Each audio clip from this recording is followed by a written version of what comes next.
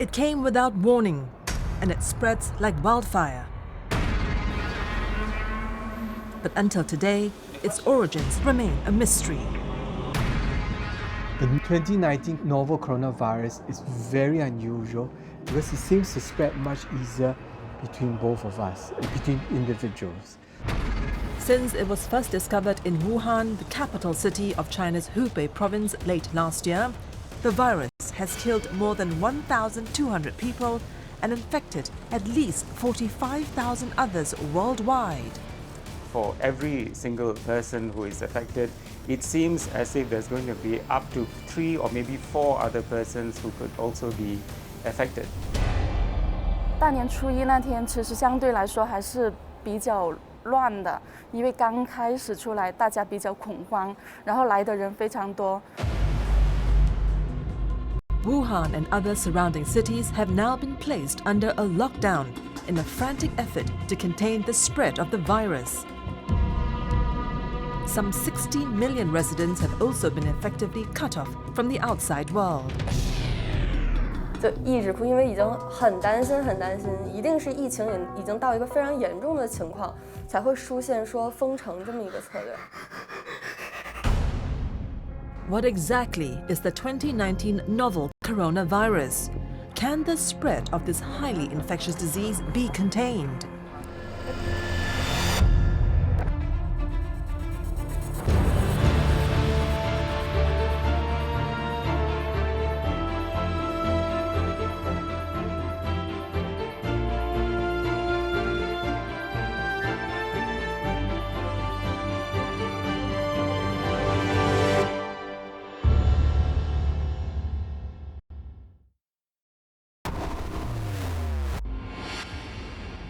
A climate of fear has descended on Wuhan, the capital city of China's Hubei province, home to 11 million people.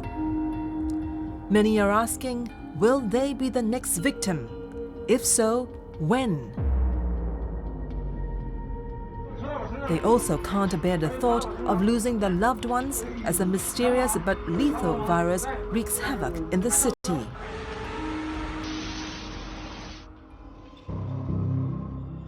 The coronavirus has killed more than 1,200 people in just 2 months. The disease has also infected thousands of people at a staggering speed and scale that's triggering fears of a new global pandemic. 2019 novel coronavirus is very unusual. We are familiar with SARS, and we managed to control SARS in about 6 to 9 months worldwide, which is actually quite amazing. And if you look at the numbers, we had 8,000, 10,000 people all in all. And this was over several months. But if you look at what's happening to 2019 novel coronavirus, we're seeing a whole lot of numbers coming up very rapidly over in just a month. It all began deep in the winter month of December 2019. A quiet but deadly scenario was unraveling in Wuhan city, following a mysterious illness that had stricken a handful of people with symptoms of fever and cough. Wuhan has started off with an atypical, very unusual viral infection. And for the clinicians talk, it will be called what an atypical viral or atypical pneumonia be. You will have a typical person coming with fever, headache, a bit of cough, muscle aches. It sounds very much like a flu-like illness. But you know something is not quite right because a chest x-ray becomes abnormal. Number 2, a lot of the test swabs for the influenzas will be negative or the other viruses are negative. Number 3, you see groups of people coming in with the same illness. And all of them had the same pattern. Chinese health authorities identified the first patient who showed such symptoms on December 8th last year. The trickle rapidly sped up to infect scores of others. 2 of the earliest patients reportedly worked at the Huanan Seafood Wholesale Market in Wuhan. The tipping point arrived hard and fast when the once innocent symptoms claimed the life of the first victim. On January 9, 2020, the mysterious virus killed a 61-year-old man who was known to be a regular customer at the market. And the initial investigations seems to show that a majority of the small number of cases that they had, a lot of them seemed to pinpoint to that part of the market which was actually dealing with the wildlife trade. And so with these kinds of information, it appears to be somehow hopping over from the wildlife, maybe interspecies, we don't know, because all these animals are kept together in cages and it's a nice milieu for them to hop over from one species to the other. And then from there, they can sort of, hop the species barrier and get onto humans. China alerted the World Health Organization of a mysterious virus outbreak in Wuhan on December 31st. By the time the WHO declared the outbreak as a global emergency on January 29th, the virus has spread to all of China's 31 provinces and more than 25 countries across Asia, Europe, and North America. When you hear a story, when you see this story, it spells déjà vu. It really spells very much like the SARS which we had in 2003. And true enough, the cases became more and more, and then suddenly there was an explosion of cases. The 2019 novel coronavirus outbreak is eerily similar to the 2002 SARS epidemic. Back then, SARS swept through the region, infecting some 8,000 people and killed 774. When it was first detected, Chinese health authorities denied it was the deadly SARS virus, the severe acute respiratory syndrome of 2002. Subsequent discoveries revealed the latest outbreak was caused by a coronavirus with 76% genetic similarity to the SARS coronavirus. The only difference is, compared to SARS, it is apparently less lethal but far more contagious. For every single person who is affected, it seems as if there's going to be up to 3 or maybe 4 other persons who could also be affected. So if you take 6,000, maybe there's probably at least another 20 or 30,000 people that are out there. And these are very conservative estimates because the numbers are likely to be much more exponential than that. The 2019 novel coronavirus is very unusual because it seems to spread much easier between both of us, between individuals. Simply coming close or talking, it may actually spread the infection. Not like SARS. Early studies suggest that the incubation period of the virus, that is, from the time of exposure to the time when signs and symptoms begin to show, is about 5 to 7 days. It looks likely that patients or carriers of the virus can infect others when they are asymptomatic, meaning when they don't have signs of being ill. There was this asymptomatic infection and mild infections, and now we hear about the people who can be infectious even during the incubation period. The scenario seems different in the case of SARS, which appears to have lower infection rates. Infectious diseases specialist Dr. Leong Ho Nam is very familiar with the deadly virus.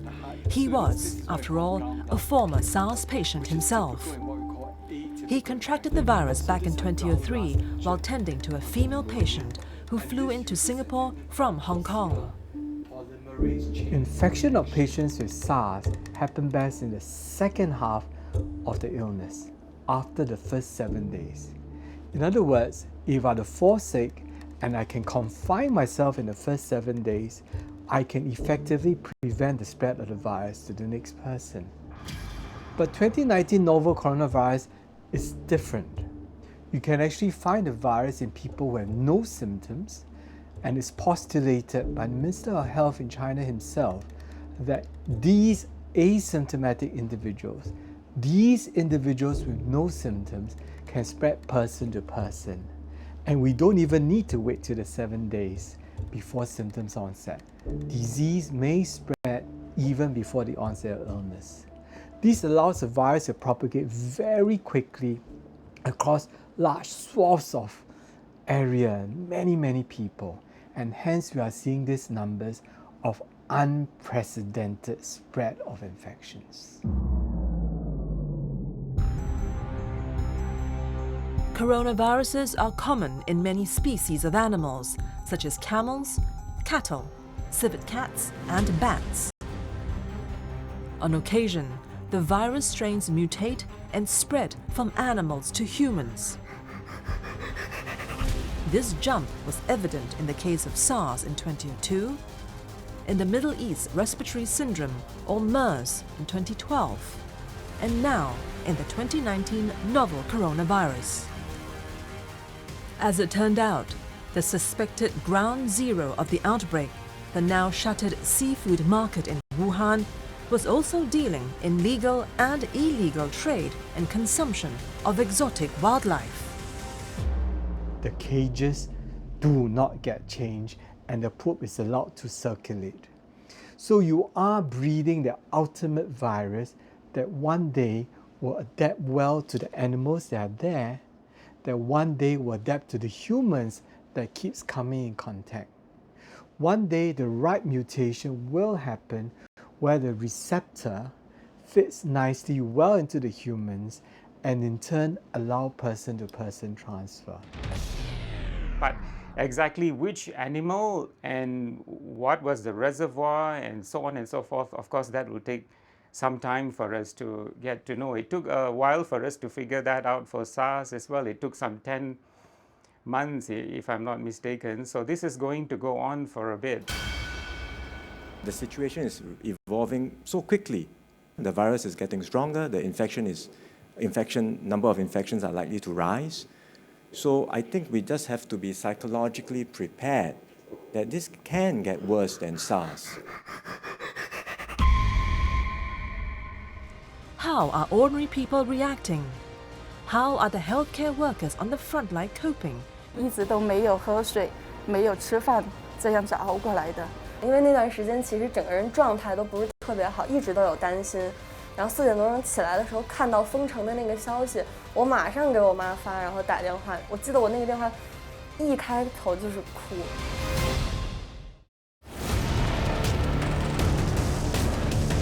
It's the middle of January 2020. The number of reported cases of those infected by the novel coronavirus in China has begun to soar. Hospitals have been struggling to cope with people suspected of contracting the deadly virus. Resources were also stretched to the limit as the number of patients with fever and breathing difficulties kept growing every single day.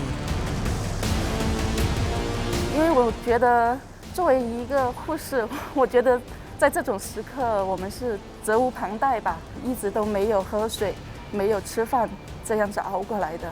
所以到现在我们是到现在为止，我们基本上是每天都在工作，参与这个防控工作。因为我每天都是这样工作，我们没有这个防控工作，我明天也是工作10到12个小时。反正这个因为对我们医生来说，工作这么长时间不是个很大的问题。By this time, cases of the novel coronavirus had found its way to major Chinese cities far away from the epicenter. Beijing in the north and Shenzhen in the south.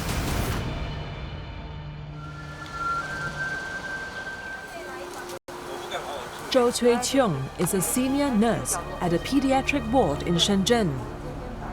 When she was first alerted about the major outbreak, she quickly signed up to be a volunteer with the Infectious Diseases Department. Even though she's not trained in dealing with infectious diseases, she took it in her stride. She felt compelled to help her colleagues who have been overwhelmed by the sheer number of people seeking medical help.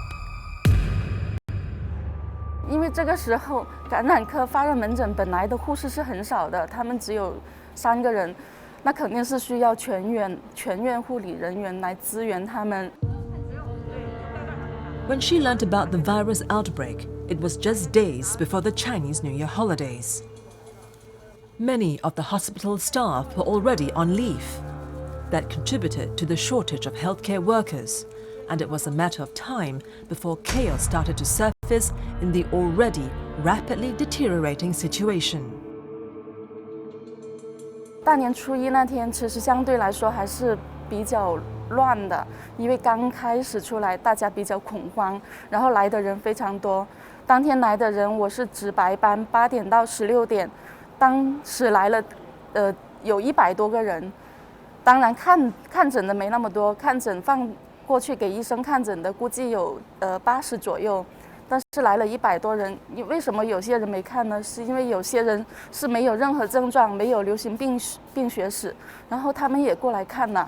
因为很多市民是因为恐慌，然后担心在地铁上啊、公交车上接触了类似的患者，然后跑过来要求筛查这样子的情况。The resources in the hospital are overwhelmed. There have been many videos that have been shared on social media about what's happening in China at the hospitals, and as a healthcare worker, I pray for the healthcare workers in China because they are going through a difficult time and on their faces are fatigue, exhaustion. I just cannot take the next day forward. There were emotionally trying moments for Zhou, including one occasion when she had to separate a child who's been infected with the virus from her parents. But she had to be firm for the sake of their own safety. 其实是有的，就像之前住在我们疫病区那边有一个51床这样子的一个小孩，他爸爸妈妈是从武汉回来的，爸爸妈妈没有症状，但是回来之后小孩子发烧了，小孩子发烧之后。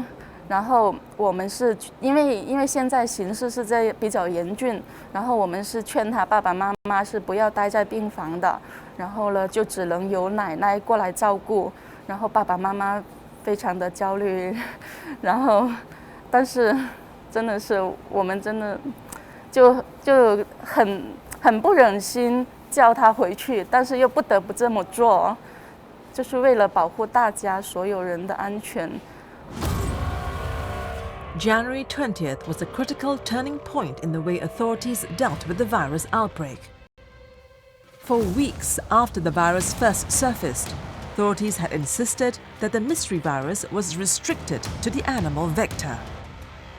On that day, however, China's renowned and respected epidemiologist Dr. Zhong Nanshan dropped the bombshell.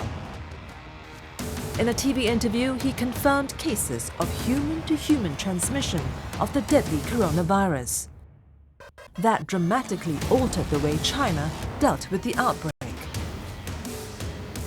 In a bold and unprecedented move, China put the city of Wuhan, with a population of 11 million people, under quarantine. All roads to the city were sealed off and public transportation was shut down. The lockdown was expanded to the larger Hubei province with some 60 million people. China's government has at least tried to restrict inflow and outflow into her province itself.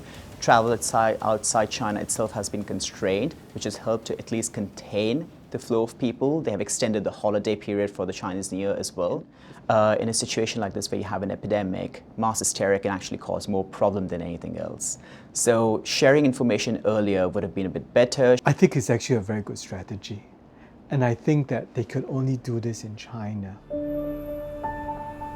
Still, there are many Wuhan natives who are worried about the fate of their loved ones still trapped in the city. 22-year-old Liu Wuyuan is one of them.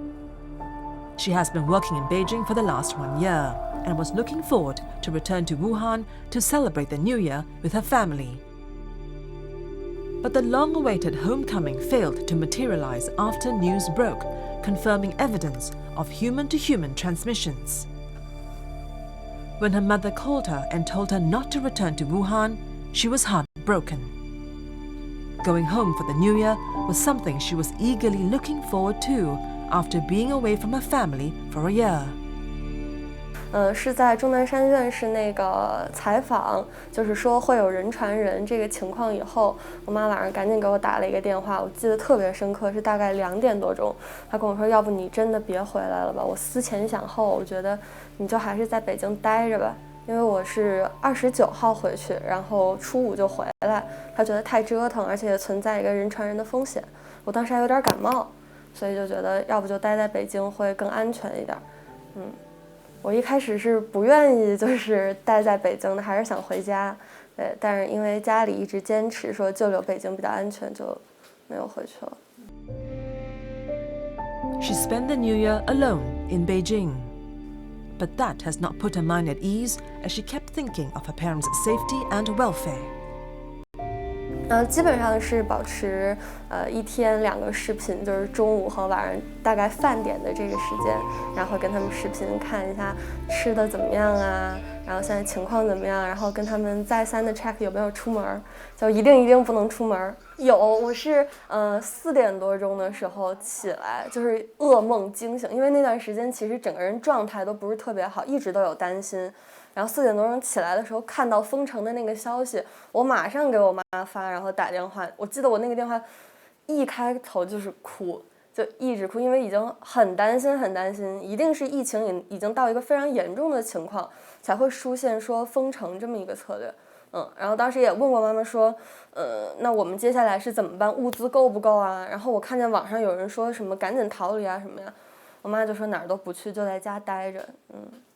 It tells me that the amount of spread there is before the lockdown was unprecedented, very rapid. Number 2, many people were falling very sick and they were going to get out of Wuhan for the Chinese New Year festivity. And from there, the spread will be even unprecedented. So what the Chinese government did was correct and it's the right thing to do. It seems very heartless. It seems unimaginable, but it's the right thing to do. When SARS broke out in 2002, the world was caught unaware by just how lethal the virus was and how fast it could spread.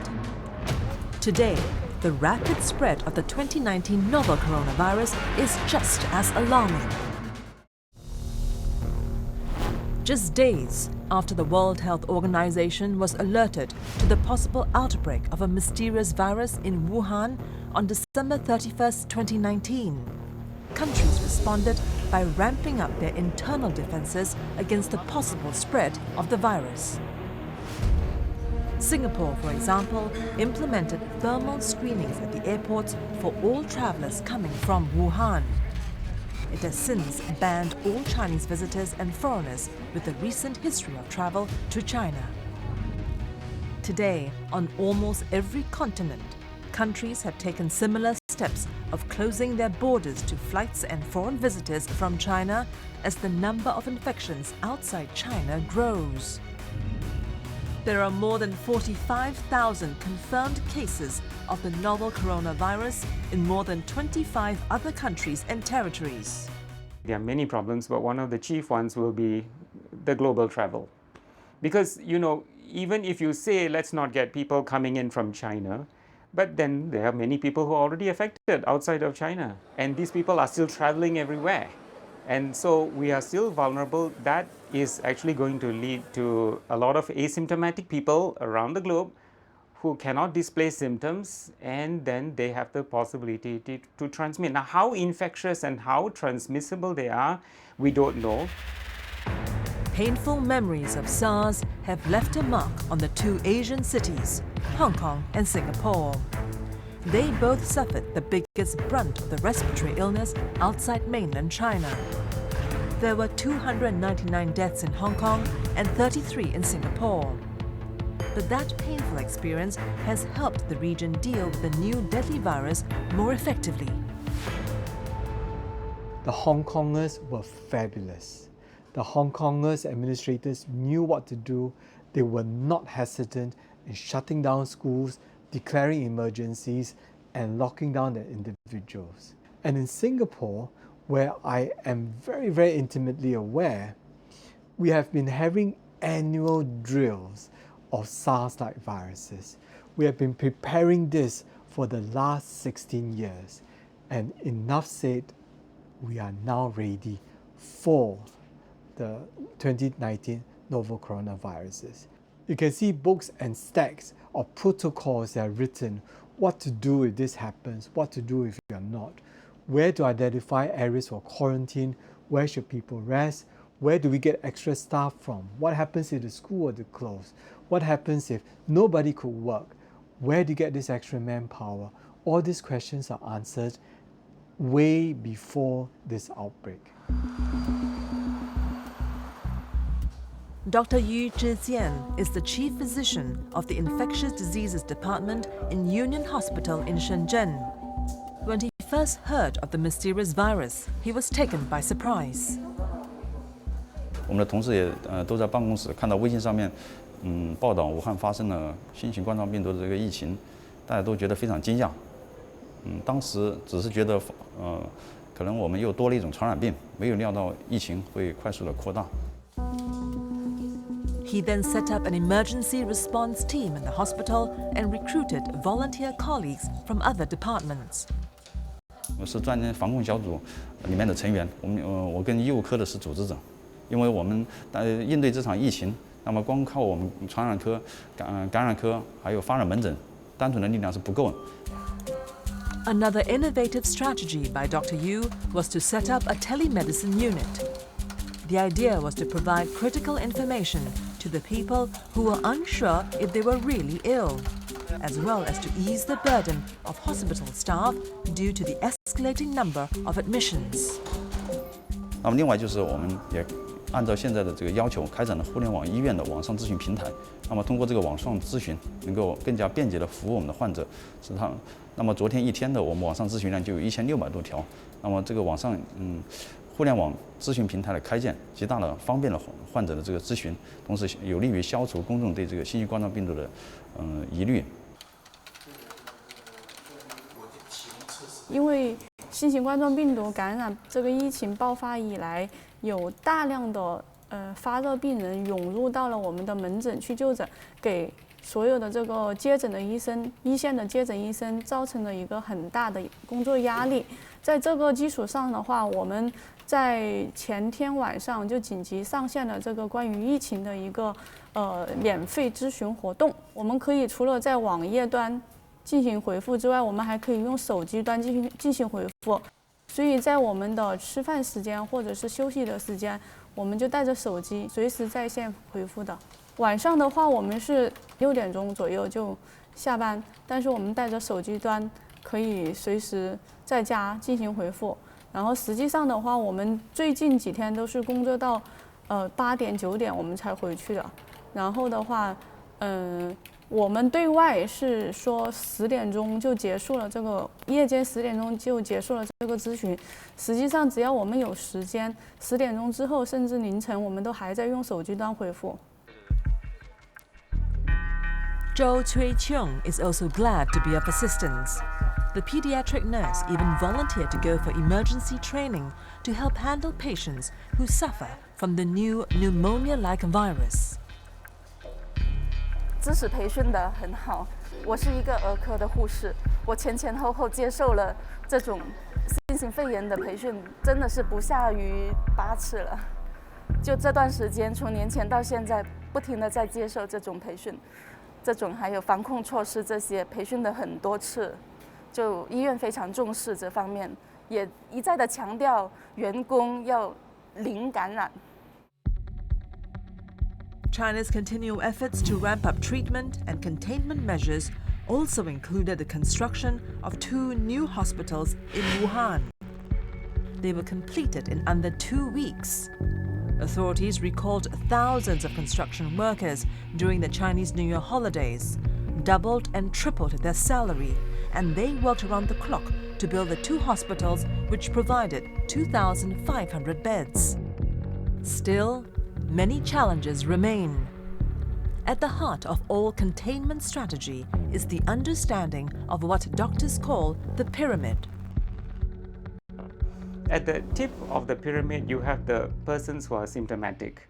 Then at the bottom of the pyramid, you have people who are, less symptomatic, and then you have the asymptomatic, big, huge chunk at the bottom of the pyramid. So in order to understand how you're going to contain, you need to know the big pyramid. But here, if you focus only on the iceberg at the top, you are going to get hit by what's below. Medicine has taught us with limited resources, you only treat those who are the sickest. So the sickest will get admitted, and this will be the top of the pyramid. And what we are seeing perhaps are just the top 10-20% of the patients. And for the rest of it, 80%, we are not seeing, we are not treating, we are not quarantining. Instead, we are releasing them back into the public, where they can in turn reinfect others. What we are not seeing will be the greater base at the pyramid, which are easily 40 times more than what we are seeing now. These are the ones where there are active propagation of the virus.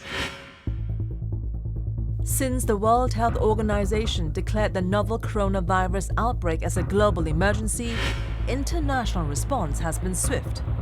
All flights to and from Wuhan and the larger Hubei province have been banned, and citizens have also been advised against all non-essential travels to China. Scores of nations, including Indonesia, Philippines, Japan, South Korea, New Zealand, France, Turkey, and the US have scrambled to evacuate their citizens from Wuhan city as China struggles to come to grips with the outbreak. Should China be blamed for the latest epidemic? During the 2003 SARS outbreak, the government took some 4 months before announcing to the world about the severity of the crisis. It was then accused of withholding information and covering up. In the current epidemic, it took the government about 1 month to declare after the first case was reported on December 8, 2019. By January 12th, Chinese scientists had already identified the virus as the new coronavirus similar to SARS. It has since shown speed and political resolve to control and contain the outbreak. The Chinese government has at least tried to restrict inflow and outflow into her province itself. Travel outside China itself has been constrained, which has helped to at least contain the flow of people. They have extended the holiday period for the Chinese New Year as well. So these are measures that are slightly on the brighter side. So there are some positive signs where the Chinese government has done some positive things. I think we have to go back to the root of the problem, whatever emerging or re-emerging infection it is, and to understand the dynamics and the nature in which it actually crossed over to the human species. Where exactly did we go wrong? Why are we allowing this issue of wildlife and humans to come close to each other? We should abandon that. And as the novel coronavirus spreads, there's also growing fear that the deadly pathogens or viruses can mutate and spread to become a more effective killing machine.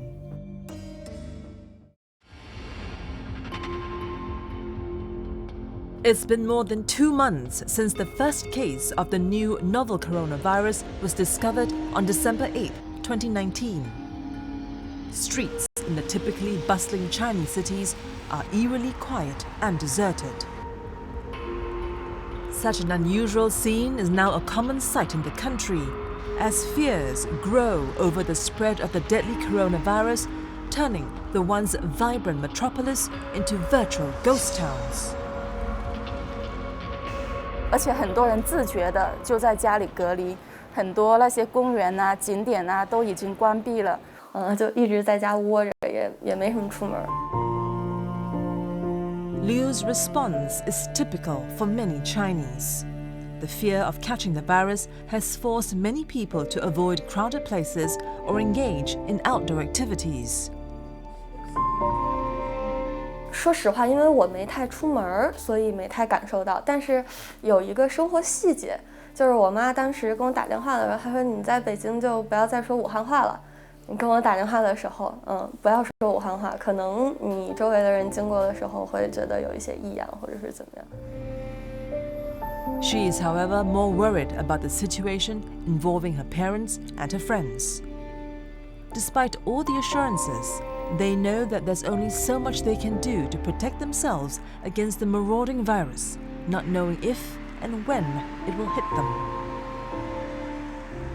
我觉得他们一定是有的，但是他们作为父母不会跟我就是过多的去流露，可能我接受到的更多的焦虑也好，或者说真实的那种紧张的情绪，更多的是来自于我同龄的朋友。他们可能比如说有的也是刚刚工作，然后提前就回家了，现在也在武汉，还有的就是一直就在武汉，还在读研，或者说就在武汉工作。那我们之间的沟通可能会来得更加真实一些，会直接跟我说现在的情绪是怎么样的呀，很紧张啊，很焦虑啊，然后可能打不到车呀，种种。但是你问父母，父母永远都是没事儿，很安全，不要担心。The reality is, fear and anxiety continue to grip the residents of Wuhan. Despite the best efforts by the authorities to try and keep the virus at bay, the death toll shows no signs of slowing down. Meanwhile, the scientific community is now racing against time to try and find a vaccine that could help fight and prevent further spread of the disease. Is there a chance that an effective vaccine will be found anytime soon? The good thing about the current novel coronavirus is that we can make use of existing knowledge of the SARS coronavirus vaccine and apply the same principles to the 2019 novel coronavirus. What they would have to do now is to actually design it. Designing is relatively easy. Grow it and show that while growing, the vaccine does exactly what it's supposed to do. And the prototypes will then need to be manufactured in large quantities so that it can be given to a large group of people. But the bad news is, according to experts, a vaccine for the novel coronavirus will take months to develop and manufacture. It will have to go through several clinical trials before the vaccine is ready for use in time to respond to the epidemic. It will take easily 9 to 12 months. Even if the vaccines are available now at this various moment, it will take several months for the quantities to be made. We're talking about several 100 million doses for the people in China, for the people in Asia, and for the rest of the world. This will take time. In the meantime, short of an effective and easily available vaccine, immediate preventive measures have to be aggressively enforced. China has since banned the popular wildlife trade until the health crisis is over. There are also increasing calls from the international scientific community for the ban to be made permanent. I think that is to some extent what happened after SARS, because look at the wildlife trading. You know, if more things were done back 15 plus or 17 years ago, maybe, anyway, we can't turn the clock back. Men and these animals, we are not meant to be living side by side. Viruses like this exist in wildlife. You put the situation of man and wildlife together in this kind of situations for a protracted period of time, these things can happen. And I think, you know, we are just tempting fate. We tend to eat anything that flies, swims, or crawls. And when we bring these animals into our dinner table, we bring their viruses over along as well.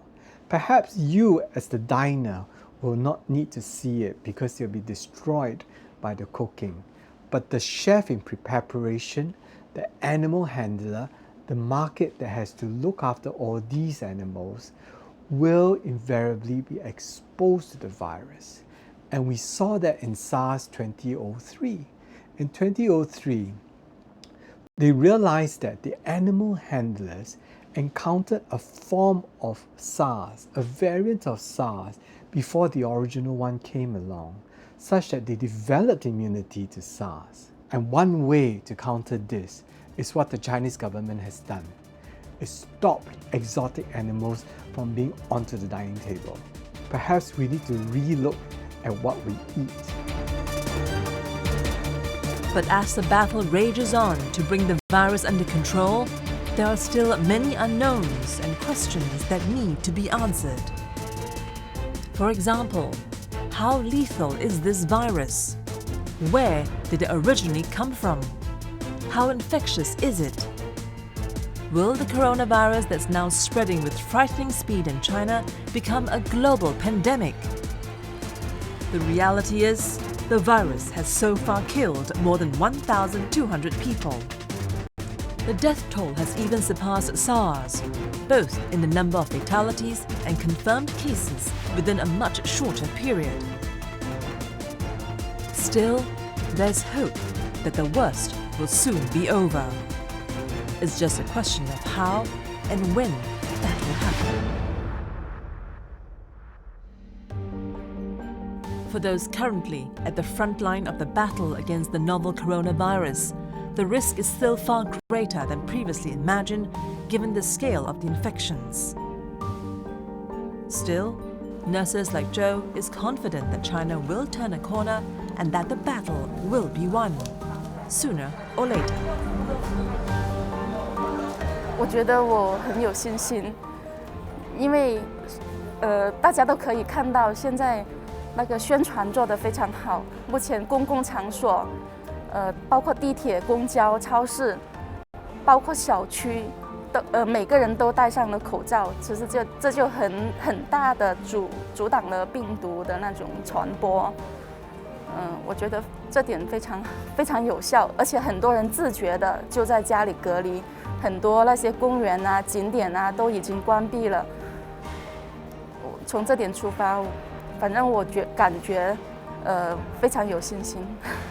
作为一个武汉人来说啊，我觉得我们这一次其实是做出了挺好的一个举措，也是一个壮士断腕的一个决心，做出封城这样的举措。而且包括各个城市，比如说像河南，我了解到他们在疫情的防控上面做的是非常及时。 而且非常行之有效的，所以我觉得这次在政府的各个应对上面来说呢，还是比较好的。In the long term, when the dust settles, it's going to take a lot of soul searching. It appears that so long as humans interact in close proximity with animals, future outbreaks of infectious diseases are likely to occur. Since the virus started wreaking havoc in China last December, no one knows when the surge will peak and start to decline. One can only hope that it will be soon. If there is a best case scenario, it could potentially lead to a drop in numbers. But I haven't seen that. We can only begin to discuss that once we see the numbers actually falling. As of now, we are still seeing the cases coming up and the mortality, of course, as more cases come in. So until and unless we see that numbers mitigating, we can't predict what's going to happen in the region. Yeah, so this is going to go on for a while. We'll walk through and ride through. We will no doubt lose some of our comrades, our relatives, our close ones. But the world will come out stronger. The world will come out better. Okay? We will remember those who are lost, but we will, with this remembrance, we will prevent new ones from happening.